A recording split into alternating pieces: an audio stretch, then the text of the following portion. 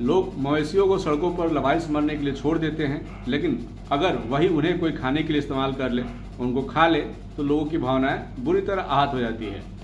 जी हाँ, supreme court ने ऐसी टिप्पणी एक केस की सुनवाई करते हुए की। आखिर सुप्रीम कोर्ट ने ऐसा क्यों कहा, उसको जानने के लिए मेरे वीडियो को लास्ट तक जरूर देखें। नमस्कार, मैं एडवोकेट रितु सोसा आपके बीच सुप्रीम कोर्ट द्वारा 31 जुलाई 2026 को आवारा पशुओं की वजह से होने वाले हादसों पर दिए गए फैसले पर वीडियो लेकर आया हूं। दरअसल में यह पूरा मामला पंजाब के संगरूर का है, जहां अपीलकर्ता के पति को सड़क पर चलते समय एक आवारा सांड ने टक्कर मार दिया था, जिसके कारण उनकी मौत हो गई थी। इस घटना की सूचना पुलिस को दी गई और एक DDR एंट्री दर्ज भी की गई। मृतक के जीवित रहते हुए अधिकारियों के सामने क्लेम पेश किया गया, जिसका कोई सार्थक परिणाम नहीं निकला। तब उनकी मृत्यु के बाद उनकी अपीलकर्ता पत्नी ने उचित मुआवजे की मांग करते हुए पंजाब और हरियाणा हाईकोर्ट में एक रिट याचिका दायर की।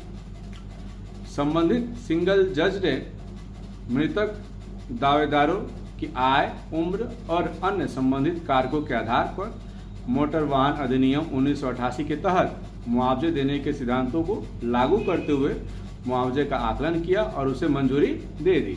लेकिन बाद में पंजाब और हरियाणा हाईकोर्ट के चंडीगढ़ डिवीजन बेंच ने केवल इस आधार पर कि तथ्य से जुड़े विवादित सवालों का निपटारा आर्टिकल 226 के अधिकार क्षेत्र के तहत नहीं किया जा सकता था, सिंगल जज के फैसले को रद्द कर दिया और दावेदारों को सक्षम अधिकार क्षेत्र वाले सिविल कोर्ट के समक्ष उचित उपाय खोजने की छूट दे दी।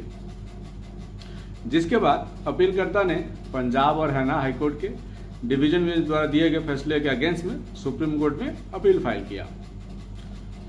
सुप्रीम कोर्ट के जस्टिस संजय करोल और जस्टिस N कोटेश्वर सिंह की बेंच ने समाज में मवेशियों के साथ किए जाने वाले व्यवहार में विरोधाभास पर टिप्पणी की। कोर्ट ने कहा कि लोग अक्सर आर्थिक उपयोगिता खत्म होने के बाद जानवरों को खुला छोड़ देते हैं, आवारा की तरह छोड़ देते हैं और उनकी सुरक्षा की परवाह किए बिना उन्हें सड़कों पर घूमने देते हैं। बेंच ने कहा कि जो लोग जानवरों को पालते हैं उन्हें आदर्श रूप से जीवन भर उनकी देखभाल करनी चाहिए। समाज के इस विरोधाभास को उजागर करते हुए कोर्ट ने आगे कहा कि शायद इस कमियां वाली दुनिया की एक खासियत यह है कि एक तरफ तो हम उनकी सुरक्षा की परवाह किए बिना उन्हें घूमने देते हैं और दूसरी तरफ अगर कोई व्यक्ति अपना या अपने परिवार का पेट भरने के लिए उनका इस्तेमाल करता है तो यह हमें बहुत बुरा लगता है, हमें बहुत खराब लगता है। कोर्ट ने स्पष्ट किया कि पालतू जानवरों और अन्य जानवरों के बीच स्पष्ट अंतर है और कहा कि सड़कों और हाईवे पर घूमने वाले ज्यादातर मवेशी किसी खास आर्थिक मकसद से पाले गए जानवर होते हैं। जब वह मकसद पूरा हो जाता है या उनकी उत्पादकता कम हो जाती है तो अक्सर उन्हें छोड़ दिया जाता है। बेंच ने माना कि कई किसानों और डेयरी मालिकों के पास उत्पादक न रहने के बाद जानवरों को पालने के लिए आर्थिक साधन नहीं होते हैं। हालांकि कोर्ट ने कहा कि उन्हें छोड़ देना समाधान नहीं हो सकता और कोर्ट ने सुझाव दिया कि जो मालिक ऐसे जानवरों से अलग होने का फैसला करते हैं उन्हें अधिकृत आश्रय स्थलों तक उनको सुरक्षित आवाजाही सुनिश्चित करने की जिम्मेदारी लेनी चाहिए। सुप्रीम कोर्ट ने अपीलकर्ता की अपील को मंजूरी देते हुए उनको 15 लाख मुआवजा देने का आदेश दिया।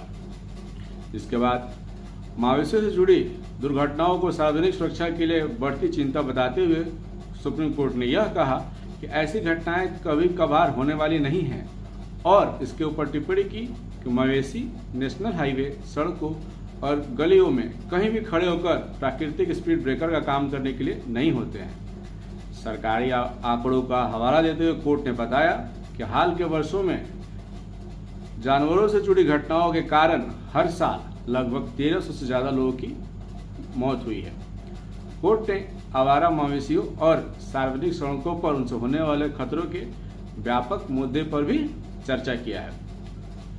बेंच ने इस समस्या से निपटने के लिए केंद्र और राज्य सरकारों को विचार और अमल के लिए कुछ सुझाव भी दिए हैं, जिसमें पहला सुझाव यह है कि जिन राज्यों ने मवेशी से जुड़े अपने कानून बनाए हैं उन्हें यह पक्का करना चाहिए कि उन कानूनों को पूरी तरह से और तुरंत उनकी भावना के अनुसार लागू किया जाए।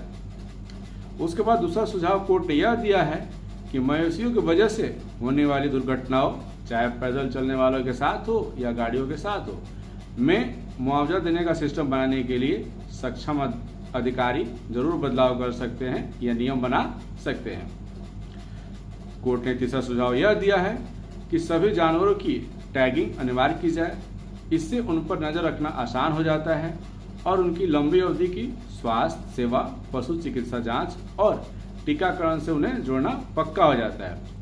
इसके बाद कोर्ट ने चौथा सुझाव यह दिया कि इस सच्चाई से इनकार नहीं किया सकता कि जब जानवर कोई उपयोगी या आर्थिक काम नहीं करते तो उन्हें छोड़ दिया जाता है। जो मालिक ऐसा फैसला करते हैं उन्हें जिम्मेदार ठहराया जाना चाहिए और उन्हें यह पक्का करना चाहिए कि ऐसे जानवरों को सही अधिकारियों द्वारा चलाया जा रहा शेल्टर जानवरों के जो शेल्टर रूम्स होते हैं में सुरक्षित रूप से उन जानवरों को पहुंचा दिया जाए। ऐसे शेल्टर के अधिकारियों को इस तरह के ट्रांसफर की रसीद देनी चाहिए और टैगिंग के डेटाबेस में उस जानवर की जानकारी दर्ज या अपडेट करवानी चाहिए। जिसके बाद कोर्ट ने पांचवा सुझाव यह दिया कि टैगिंग रिकॉर्ड का डिजिटलाइजेशन और इन शेल्टर्स का सुचारू रूप से चलना पक्का करने के लिए अधिकारी हर कॉरपोरेशन विभाग में एक खास अधिकारी नियुक्त कर सकते हैं जो इस काम के लिए नोडल अधिकारी होंगे। कोर्ट ने इस फैसले की कॉपी को राज्य के सभी मुख्य सचिवों, सभी केंद्र शासित राज्यों के प्रशासकों और राज्य कानूनी सेवा प्राधिकरण के सदस्य सचिव को उचित कार्रवाई के लिए भेजने का निर्देश दिया। ऐसे ही महत्वपूर्ण कानूनी और न्यायिक अपडेट्स के लिए मेरे चैनल को फॉलो एंड सब्सक्राइब करिए। साथ ही वीडियो को लाइक और शेयर करना ना भूलिए। धन्यवाद।